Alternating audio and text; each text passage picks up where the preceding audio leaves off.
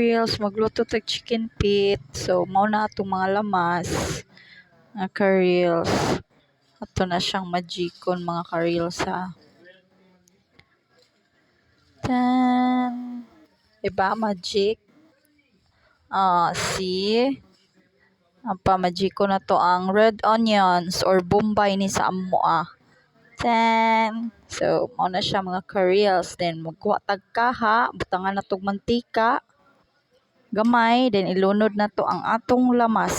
Dayon, ato ang ukayon para maluto ang ato ang mga lamas or sahog. So, muna siya mga ka-reels. Then, atong ilunod ang ato ang chicken feet. Tanan! Luto na siya, magic. So, mga unta mga ka-reels. Dayon na ay naay bata nga nang chismis akong likod nga dili mo tingog. So mga unta mga ka-reels, lami kayo ang chicken feet. Thank you for watching mga ka-reels. Bye bye.